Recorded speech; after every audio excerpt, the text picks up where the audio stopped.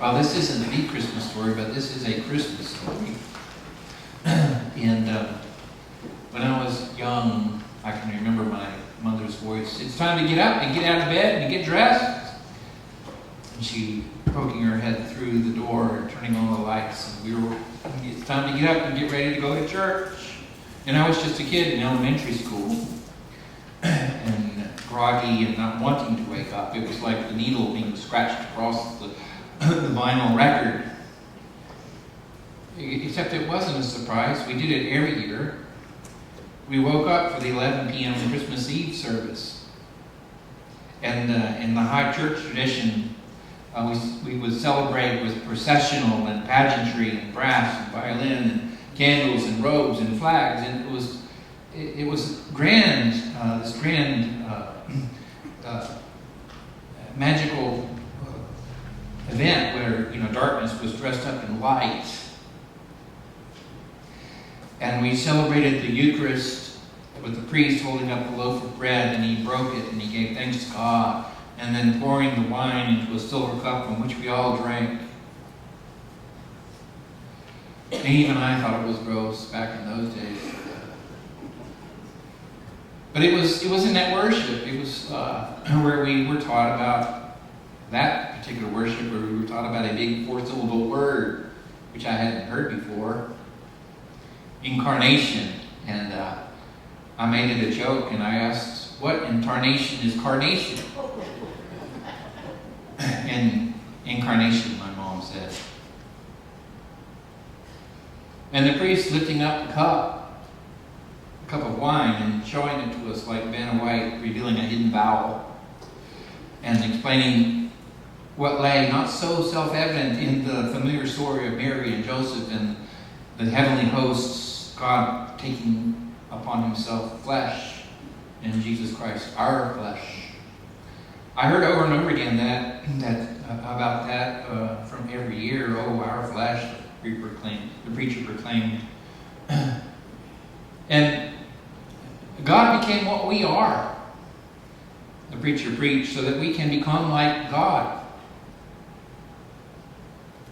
And here's the thing, I had believed that in the way that a child believes. And I had learned to pray as a child would pray. And by the time of early adolescence, those turbulent years, I was not so sure about things. I wasn't sure about church even. We didn't call it cancel culture in those days. We knew it by other names. I guess there were names for it. But I had gotten canceled as a young adolescent. A lie was told about me. I suffered from a lie that was told by whom and for what reason I never knew. It was never even clear to me what the lie was, because it always changed. Suddenly the world was no longer a safe place. School was no longer a safe place. Another boy, I didn't even know his name, with his friends ambushed me on the way home from school. He kicked me in the chest. It didn't hurt. He tried to punch me, but he missed. He missed again. His friends and onlookers circled us. It was a fight. But really, you don't need to feel sorry for me. This was West Virginia, and I walked to school and back home. I walked to school and back home again, in both directions, uphill, facing all sorts of peril. Arduous climbs up these hills in both directions, constant peril of storm and weather like snow and sleet and high winds from every direction. So I wasn't just some little wimp. There was another ambush at school in the hallway, in the stairwell. But most of the time it was just an accusing word from a girl, or this girl, or that girl, or look. And it wasn't a whole lot of people, but being a boy, and a young adolescent boy, it felt like it was everybody. It was just a small, angry group of kids. And for whatever reason, I had gotten into their crosshairs, and But in my mind, this lie ran ahead of me to announce itself wherever I went. And Mom never knew about it. I never told her. I was never going to tell Mom. It took everything in me to ask Dad for help, but he didn't have the ears to hear. So I was on my own. Back in those days, before social media, things like this disappeared as quickly. Social media wasn't there to keep it alive. So things like this disappeared just as quickly as they appeared. And suddenly it was all over. But damage had been done. And what I learned was that cancel culture would do what it always does best, to destroy a person. Guilty or innocent, it didn't really matter. That wasn't the point. There is no forgiveness in it. Well, we called it junior high back in those days, and junior high was where I learned about shame. It was where I learned to fight. It was where I learned to hate. And I became, adolescents are idealistic anyway, and so there's always right and there's always wrong, and then everything's black and white. And I was fundamentalist in my thinking, and I had much clarity about what was right and what was wrong, and I was quick to criticism and to judge, quick to criticize and to make judgment, and there was no grace or atonement or repentance or forgiveness in any of it.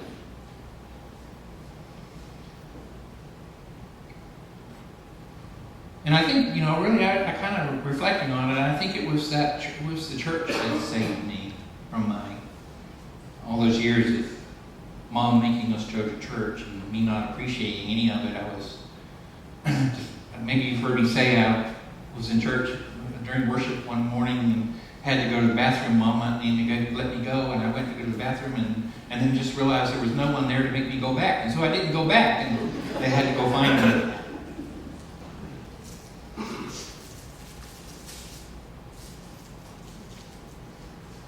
I did not. I was unable to see what a treasure it was. It was a powerful influence on me in ways I could not appreciate. To hear that God would put on my skin, that love itself would take on my unloveliness and my self-hatred. That God would do that for us, take on our skin, become what we are, take our bodies as God's own body. All those worship services, through which I would often doze, were like a wardrobe into Narnia. I'd been given as a gift as a child that I didn't understand and didn't realize I needed and wanted until long after I had received it. What was that gift? But really, I think there's a better question. Let me ask you a better one. Because I think it's important, because let's be honest, most of us would feel far more guilty if we neglected our Christmas shopping than if we neglected to go to church on Christmas. So here's my question. Why should we go to church on Christmas? Or for that matter, why should we even go to church at all? I mean, why? What purpose? Lord, what end? What can we receive at church on Christmas or any Sunday that you can receive nowhere else? What can you get at church no one else can give you? The answer, of course, is Jesus Christ, right? Only at church, only there where the word is preached and sacraments are celebrated in community of Jesus followers, only there can you receive Jesus Christ himself and everything that belongs to Jesus. Of course, I really shouldn't have said, of course, because preachers like me mess that up all the time. We make it seem like what church has to offer the world is politics or scientifically based behavioral modification or purpose-driven principles for daily living, when in fact the gift we have to offer the world is Jesus Christ himself. And everything that belongs to him, his righteousness, his sonship, his faithfulness, his resurrection, his Father's eternal love and mercy and grace.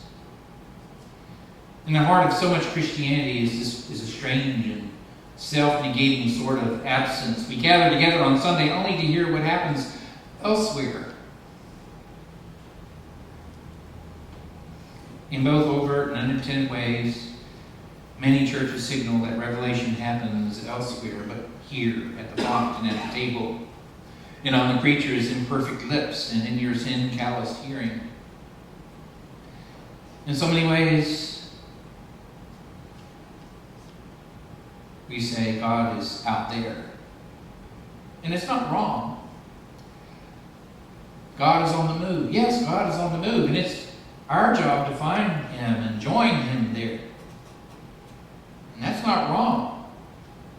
And we exhort, preachers like me, we exhort you. God happened in Jesus Christ, we say, and we say it in the past tense. It was teaching an example that we can imitate in our own personal lives and for our social causes. And just think about how many sermons you've heard over the years that imply the real stuff of Christianity is not happening on Sunday, but it's out there on Monday and Tuesday and Wednesday and Thursday and Friday on the front lines of the real Word. That's where God is at work.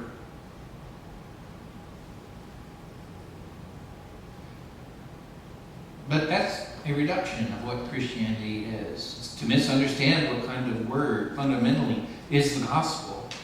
The gospel is not a timeless set of ideas that anybody can just adopt and make their own.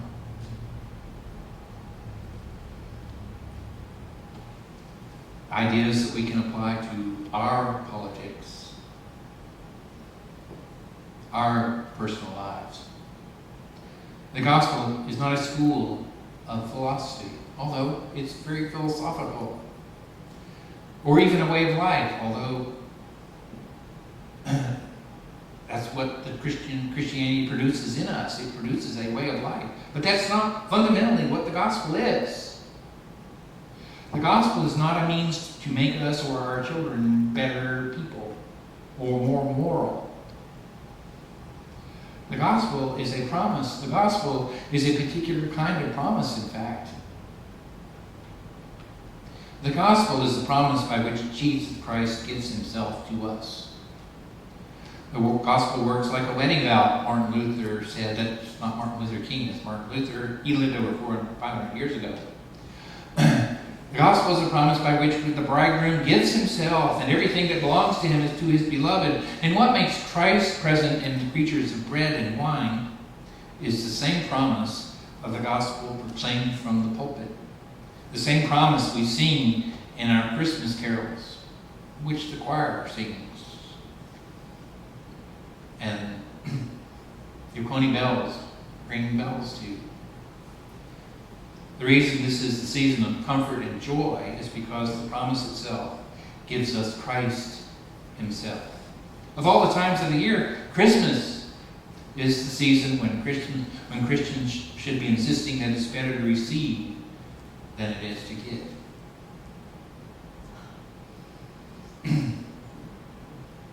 Because face it, Christmas is sometimes just way too much work.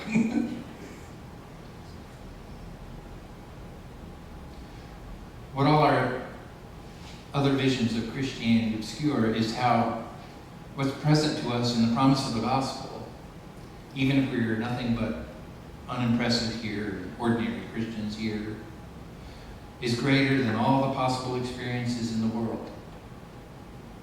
I mean, it's not really all that impressive, right? In the terms of the world. What goes on here? There are an awful lot of other options out there that people choose. And it's true that is there anything more glorious than a sunset or even a sunrise? To stand on the sand, stand on the beach, or to stand on top of a mountain. All these glorious experiences in the world. And none of them greater than what we are given by the church.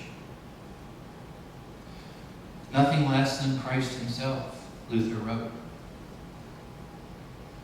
It's what all believers receive by faith alone. Faith alone. By faith in the promise we are united with Christ through the promise of the gospel, whether the promise is proclaimed from the pulpit or sung by you in hymns or placed in your mouth on bread and wine. Of course, we use grape juice. Sorry. I like wine better. Christ lives in you and you are in him. That's the promise. Paul writes, the maker of heaven and earth dwells in your heart. Literally, not just an idea. The real being. God is not far away in heaven. And God is not off at work in the world, busier with somebody else other than you. God is in his word. And this word has power to change and transform and make whole, to set you free. This word has power. They aren't just simply words. They have God's power in them. And the word that takes flesh in the virgin's womb still takes up residence among us. The gospel is the promise by which God gives himself to us. That's why the Bible teaches that salvation comes by hearing, because Jesus Christ is salvation, and he comes to us the same way he came to Israel, by the announcement of the promise. What I received in those early years of my childhood, in my ears and on my lips, it wasn't just an idea. It was God himself. That, I think, is what protected me from my own anger. That's why the church matters. Why the church is necessary. We have this extraordinary, wonderful gift called church, in which we find grace and love and mercy, who is God himself. It's this invaluable gift that becomes even more necessary for us as the Christian influence on culture wanes. And as moralistic fundamentalism raises its angry head, and as forgiveness disappears, as it is. In such a world as ours, we only have one gift to give as the church. But it's a gift that can be infinitely distributed, and because only Christ is without beginning or end, he's the only gift we can receive that will keep on giving. I offer this to you in the name of the Father, the Son, and the Holy Spirit.